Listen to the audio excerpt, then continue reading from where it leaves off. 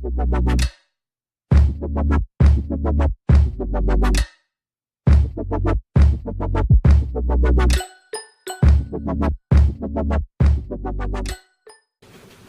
beauties, welcome back to my channel. So today, as you guys can see, I'm just wearing a regular t-shirt, no makeup, and my hair's back in a bun. Today we're going to be talking about something that's very important to me and something that I have lived with all 21 years of my life. And lately I've just been feeling really down about it, and I just thought, well, what the heck, guys, was talk about it, maybe feel a little better after I'm done and upload a video, and maybe someone out there is not happy either and in the same way, and they see my video and we can relate like that, and I don't know, maybe something positive will come from it. I don't know. But yeah, so I'm not doing makeup today. I'm sorry if you guys wanted to watch this video of me doing makeup, but I will upload more makeup tutorials, I promise. It's just today, this is more of like a talking segment. I don't even know if I'm gonna upload it. I'm just talking just to talk, trying to make myself feel better. And I don't even know if I'm gonna edit this or if I'm gonna leave it the way it is. If you guys do hear like scratching and things moving, it's my dog, so please ignore that.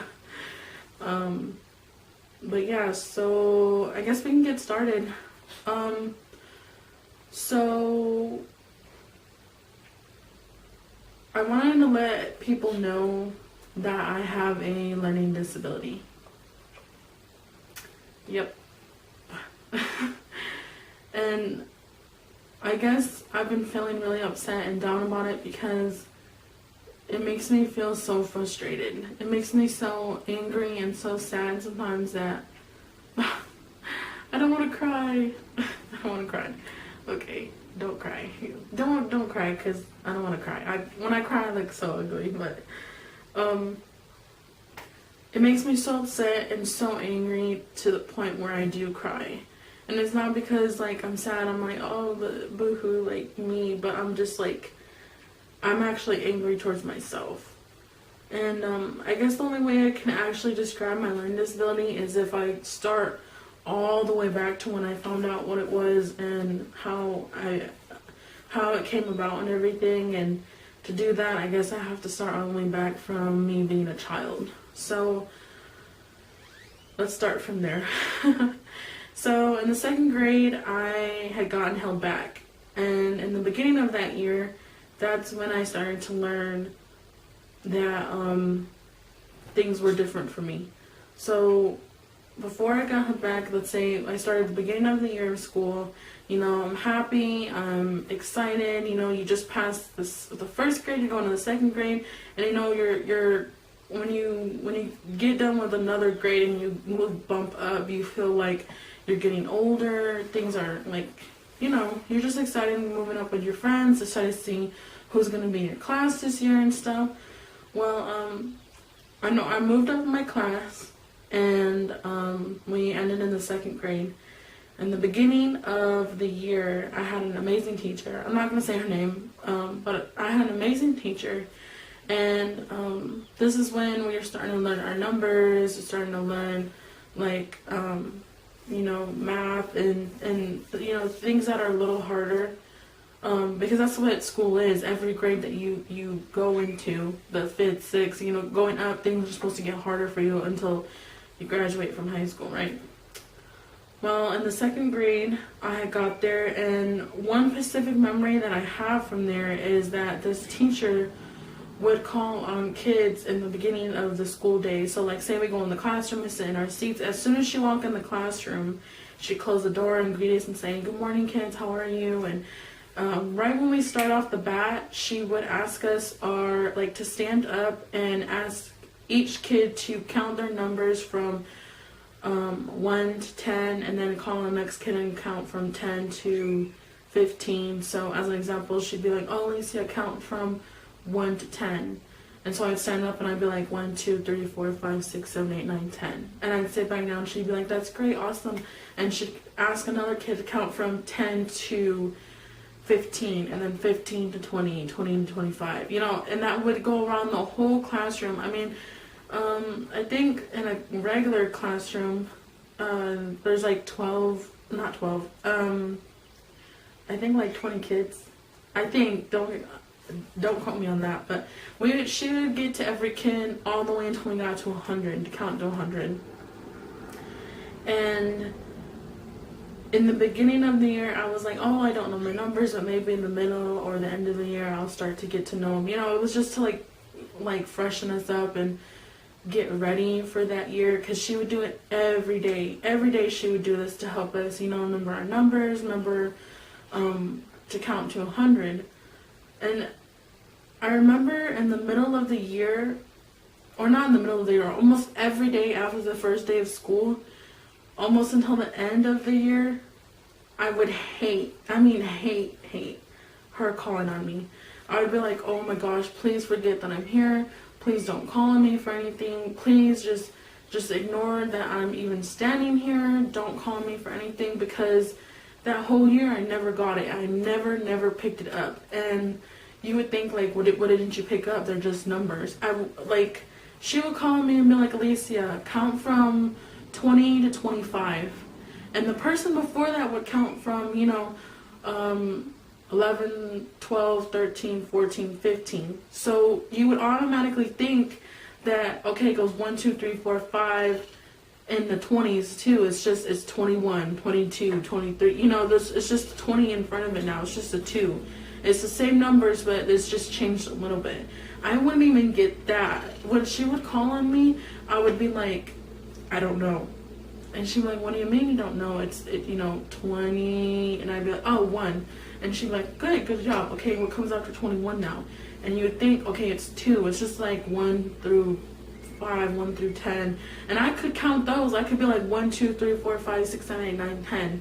But once it got past 10, you lost me there. I didn't know what number comes after that. I didn't understand that they went into a specific order, but just different numbers and everything like that. So that was hard for me. It was so embarrassing for me, because I felt like I would sit down and embarrass myself. Like, oh my gosh, all the other kids can count to 100, and she would call on you for different numbers every day too. It wouldn't be just me for 22. It would be me for 40 through 45, or 60 through 65. It would be something different every day, and the kids got it like that. And I felt like I was so behind. I felt like I would just sit there and I'm like a deer in headlights, and I would just feel so upset and so embarrassed and so ashamed that I would literally feel like I just want to crawl in my shell and just hide. And that's when I knew that there was something wrong. That's when I knew that there's something that I'm not getting that everyone else is getting. And not only that, but my mother, who is amazing, thanks Mom for watching this, she also told me in school, I don't remember it, because I felt like, I guess as a kid you don't really hear yourself, or you don't really pay attention to things like that, because you think everything's normal, and you think that everything is fine. You don't really pay attention to things like that, because you're a kid, you just live in life. But my mom told me I had a speech impediment, so that's when they also started me on speech therapy, speech classes and stuff, because I used to say my W's and R's wrong. So if I wanted to say red, R-E-D, red, you say it with an R, I would say with the W. So I would say wed and wing, and see, and you couldn't tell if I was saying wing from like chicken wing or ring, like as in the jewelry ring. And that would be frustrating too. That's frustrating. But I amazingly conquered that.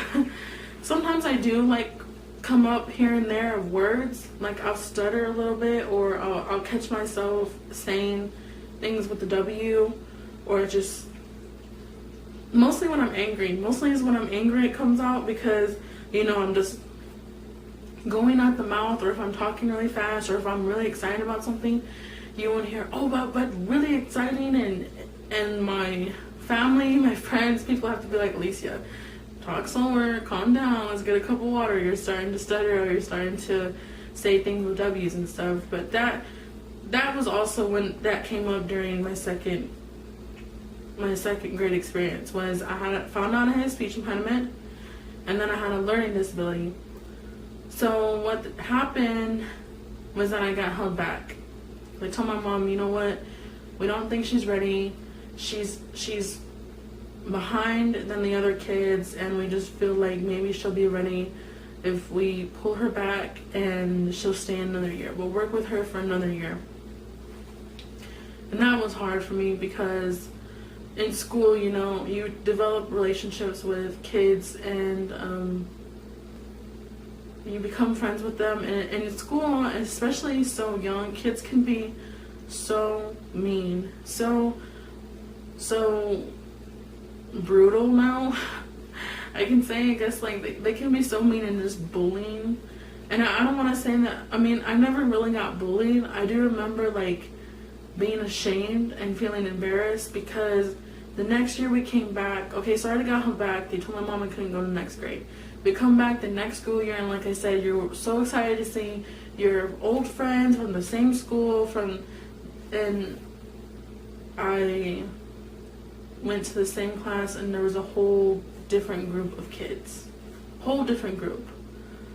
And I would see my kids going to, like, the classes that I was supposed to be going into, and even some of the friends that I developed having a relationship with, like the little girls, they'd be like, oh, you're still in you know, this teacher's class, and why aren't you coming to class with us? And I would just be like, oh, well, this year I'm just gonna be in this class, and maybe next year I'll come up to the 4th grade with you.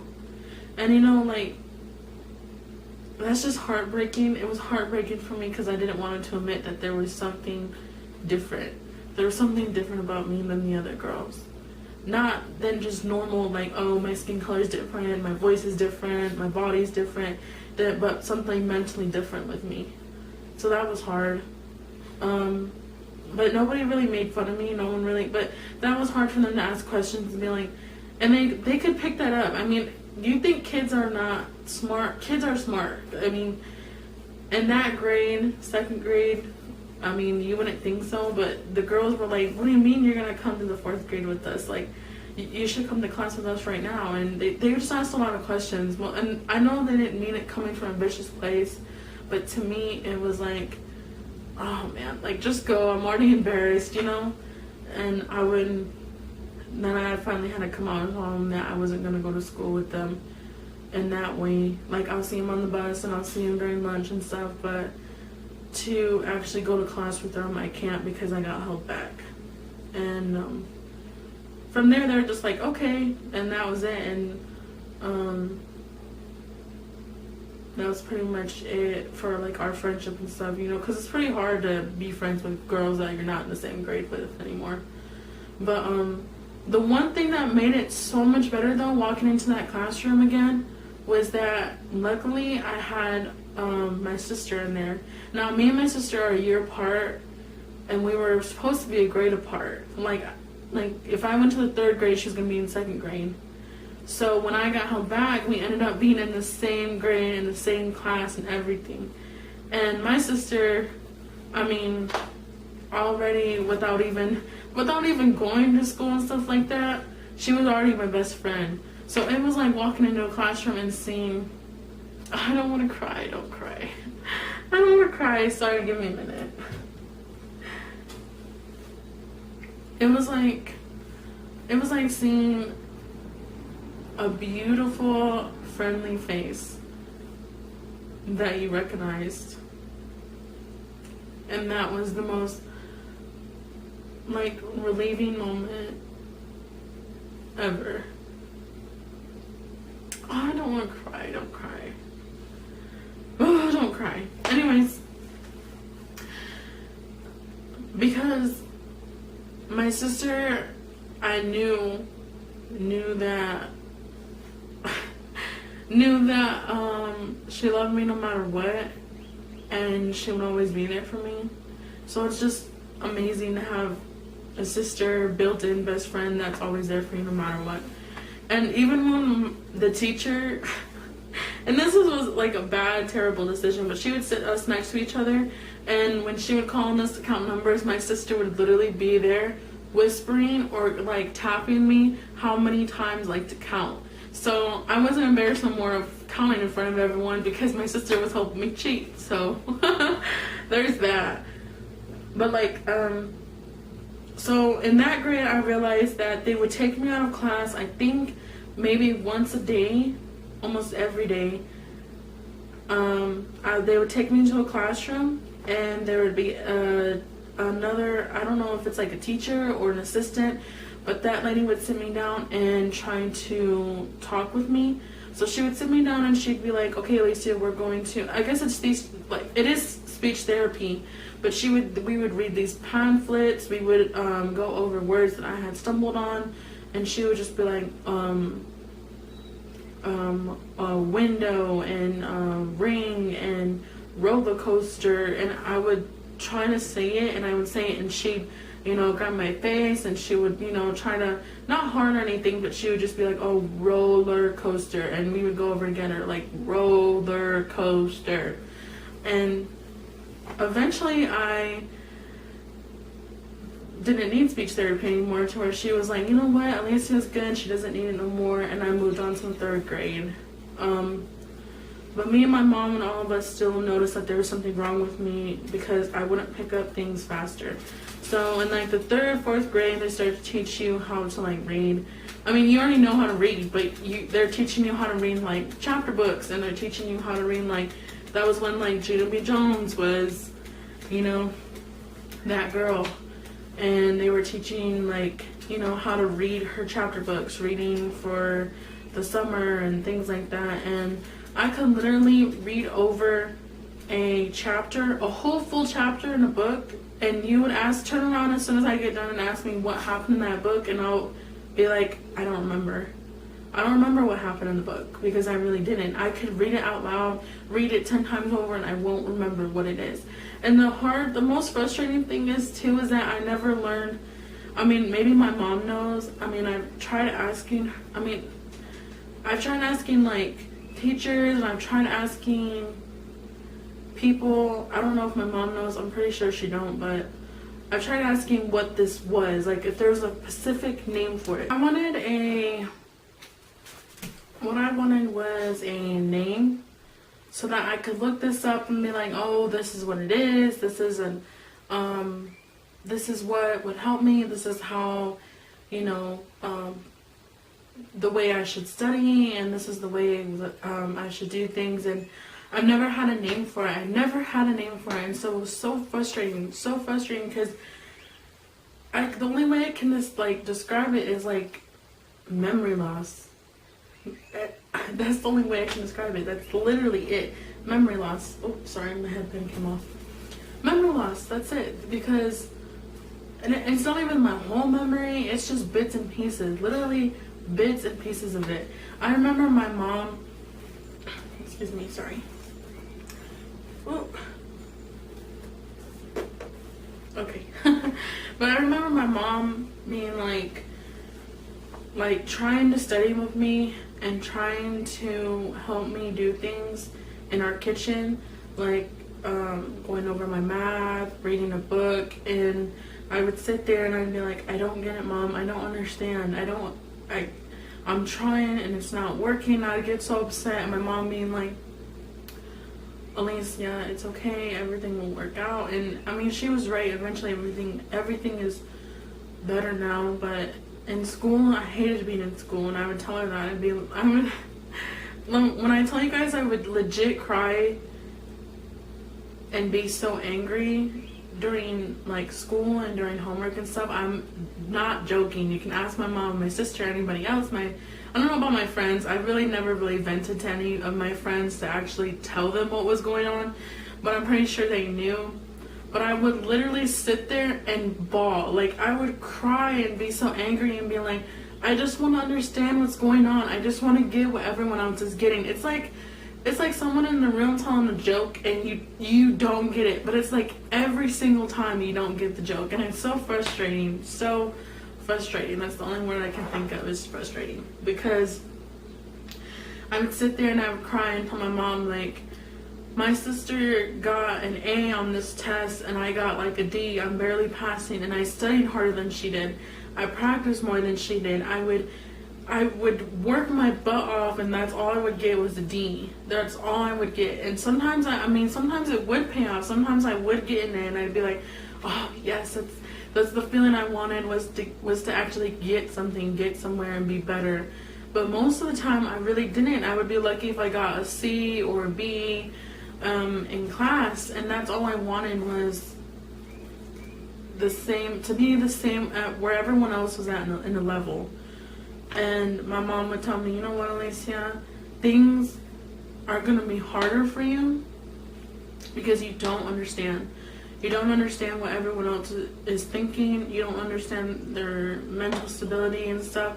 But that's okay, because you're going to be okay. And that's the thing that I loved about my mom too, is that my mom looked at me and said, yes, you have a learning disability. Yes, things are going to be hard. And yes, you won't get it. But you're going to practice and try as best as you can. And she would treat me just like anyone else. My mom never really treated me like, she would be less harder on me because she knew that I needed to try to understand things or try to get things. My mom never really that was never an excuse. My mom was like, okay, I'll give you a little bit of time, but don't make this an excuse. And that's the best thing about my mom that I love, is that she worked with me, she helped me the best that she could as a single parent, and to get me to where I'm at today. But it's like, the best way I can describe it, I think it's like selective memory, because my mom would even tell me as a kid, like, I would read something, like I would get a book that I really wanted and that it looked fun reading and I really liked it, and I would read it and I'd be like, oh mom, this is what happened in the book and this and that, and then I would catch myself. I'd be like, hey, how come I can remember what's in this book but I can't remember what's in my math book? And my mom's like, Alicia, because you're into it, you love, like, this is what you like, you're interested in it, this is what your hobby is, this is what you like reading, it's something interesting, so it catches a spark in your brain and that's how you remember it. Like movies, movies, they spark an interest in you. When you watch a movie, you're like, oh, look at this and look at that, and you remember it like that. And you remember that with books. So I do remember certain books and I do remember certain things, but it's just like with math or with science and things like that I never really got. It was because my mom was like, it's not interesting to you, math is not interesting to you, science is not interesting to you, so I mean, what do you expect? You're not gonna get it, you're not gonna pick up something you're not interested in. But then again, I would tell my mom, it's not that I'm not interested in it, it's just that, this is something I need to know. I told myself, I need to know this. This is something I need to know. This is something that I'm going to live with. Like, I need to know math, because math isn't everything. Like, a lot of people's like, oh yeah, you're not going to use Pythagorean theorem in everyday life. Well, yeah, but you're going to use math to count money. For the longest time, I'm telling you, for the longest time, I didn't know how to count money. I would go to the cash register and just hand out whatever they wanted. And I didn't know if I was getting ripped off. I didn't know if I was up short. Most of the time, people would be like, oh, you need $1 more, or here, you gave me too much, and it would be pretty cool. But to this day, I'm petrified of paying at the cash register. Like, I know how to count now. I know how to count out money. I know how to, do that. But before, as a teenager and as a young middle school kid or elementary kid, when I would go pay for like a Slurpee or I would go pay for a candy bar, I was petrified. I was like, oh my god, I can't look this person in the eye, I can't talk to them, I'm just gonna put the money on the counter. Like, this was a legit problem. It still is today. It's still a legit problem for me every single day. And for the longest, I never really talked about it, because I never really needed to. My mom always made me feel good about myself and my sister and my family. And, you know, people are like, yeah, you know, you're different, but you're good different. But lately it's just, my whole world's just been turned. Like, literally the other day I went to go do my taxes, and the lady was trying to sit there and talk to me about taxes, and I'm just like, I don't get it. Like, there's little things that I don't get, but taxes like over my head. Like, I have no idea what you're talking about, lady. But I just sat there and I felt upset because I'm like, I wish I could understand what this lady's telling me. I wish I could understand how. And then I feel, even to this day still, I still feel embarrassed to ask for help.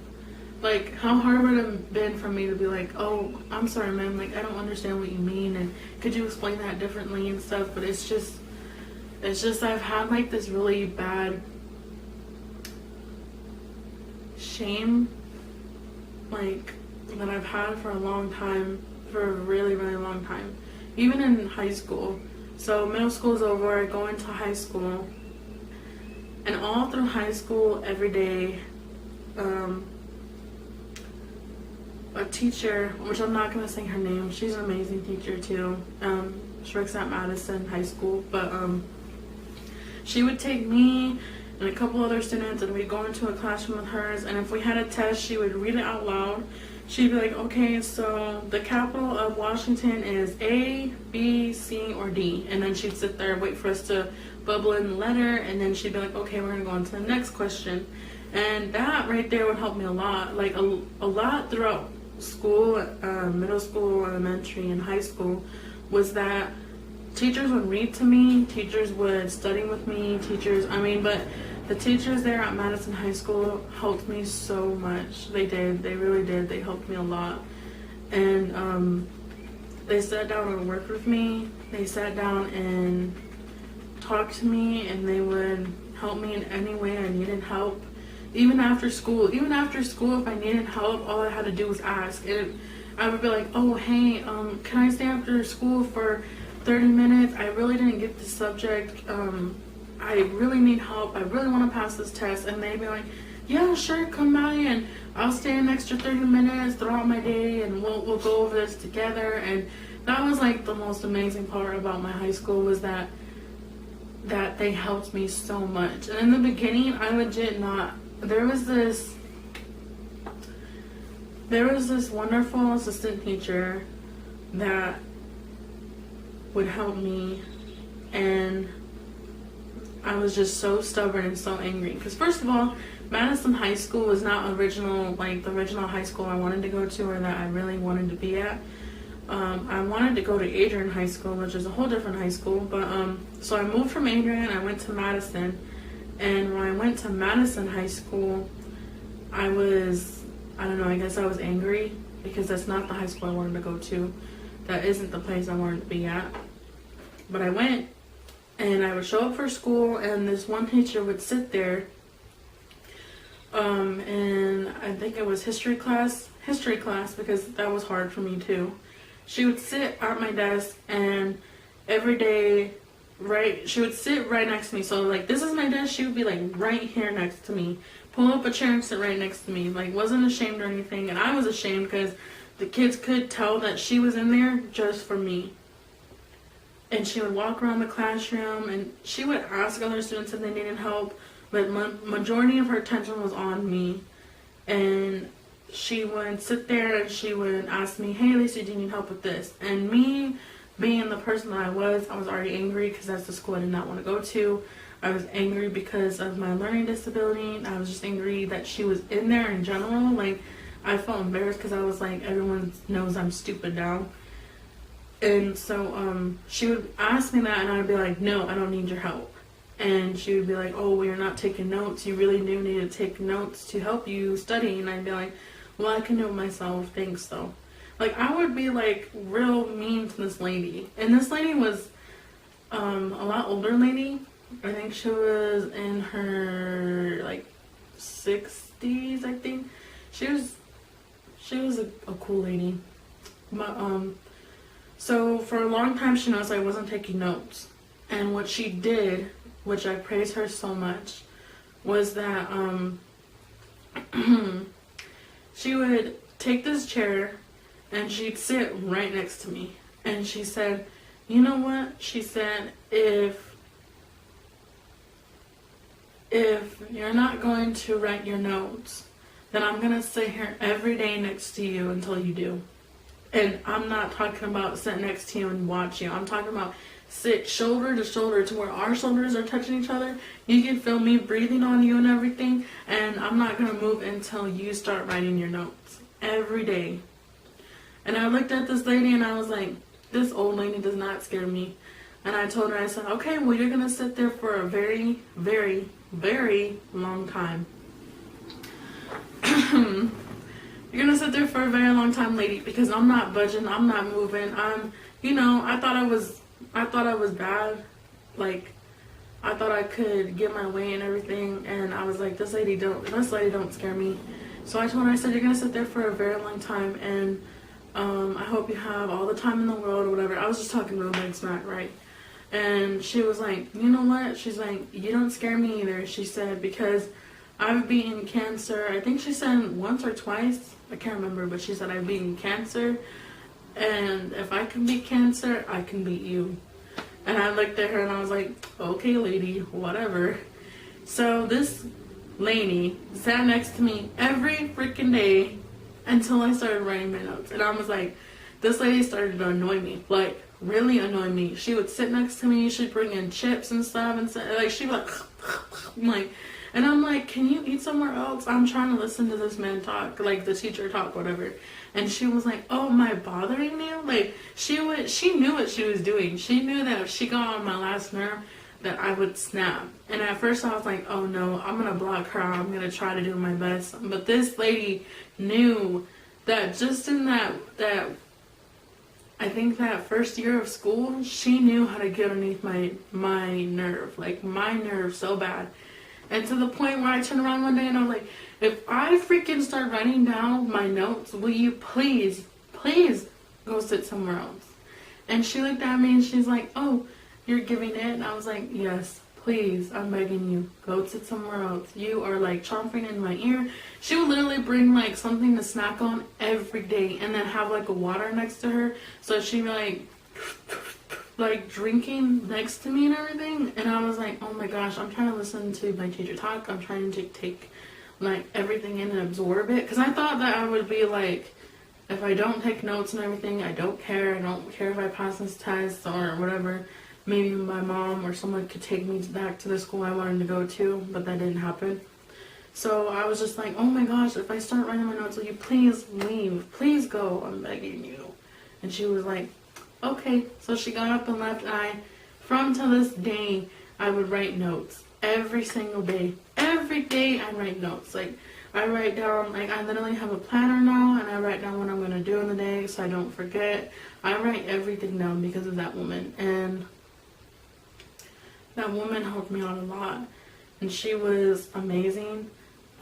Sadly, though, she had passed, I think, me being a sophomore in high school. But she wasn't the only teacher. There's a bunch of other assistant teachers. Like, I think I would have her in only history class, and then I would go into a different classroom, like for math, and another assistant teacher would be in there. So, sadly, that lady passed, but I consider her the reason why I graduated, and all the other assistant teachers. But it was just hard for me at that moment to accept that these people are in here to help me. These people are in here not to hurt me. They're not in here to make fun of me. They don't care if I feel like they didn't care that I was ashamed of myself, because they were proud of me, if that makes sense. Like, I was like, oh, I don't want you to help me right now. And instead of them being like, oh, well, we'll come back later, or, well, okay, well, we won't help her, they'll be like, no, you know what? We're going to help you because you need it. And you need to be proud of it, and you need to own it. So a lot of the assistant teachers there in my high school, and regular teachers, just the regular teachers too, would help me so much. And trying to explain things to me and make me understand. And I guess now that I think about it,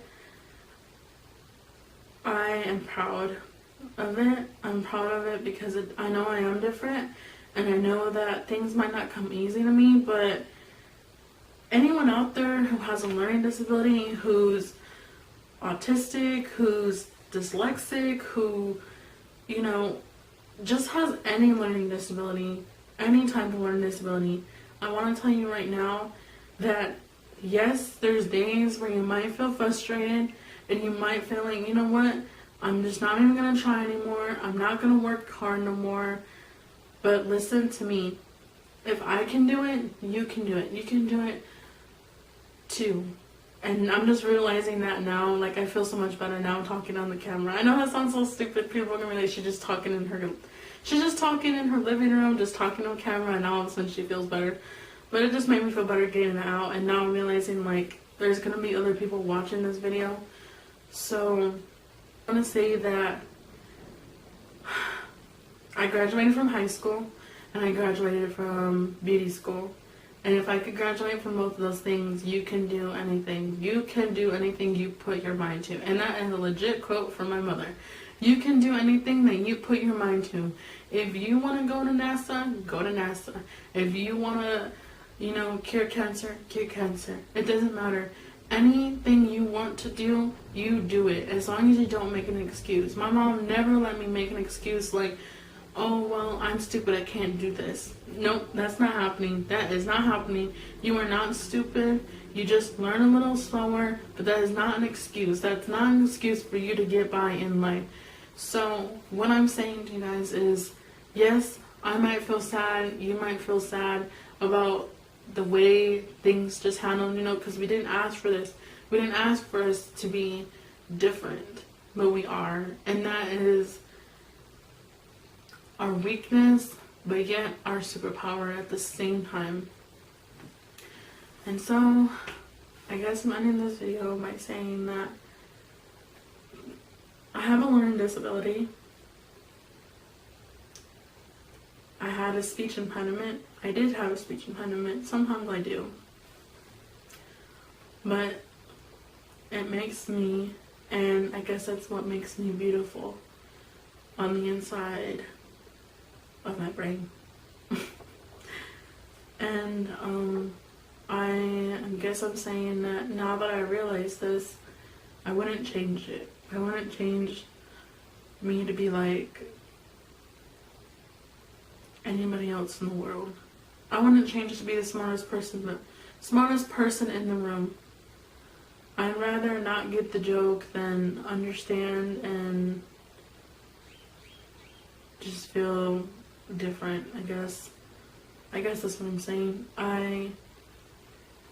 I've learned to live with it, and I know I'll probably have it for the rest of my days, but I'm happy. I've made it. I made it through high school. I made it through my college beauty classes. And this isn't the end for me. I was still thinking about going back to school, and Lord knows why. I don't know why. But I wanted to go back to school for like business or something. And I know that if I work hard, and that if you work hard, you can do it. But thank you guys for watching another video of mine. I really appreciate it. And again, if you guys are going through something or have a learning disability or don't feel like nobody understands and is alone, trust me, I know. I completely understand. And you're not alone in this. Don't feel shameful, because this is who you are. This is what you're gonna live with. And you know, just own it. Just own it. Like, I'm completely at 21, I'm finally now realizing I'm just gonna own it. I'm just gonna own it and let it be what it is and live my life to the fullest no matter what. And that this thing doesn't make me a bad person, doesn't make me ugly. Like, yeah, I didn't ask for it, but it makes me beautiful. It makes me who I am today. And yeah, so hope you guys have a lovely day, a blessed day, and I'll see you back on another video of mine. Bye.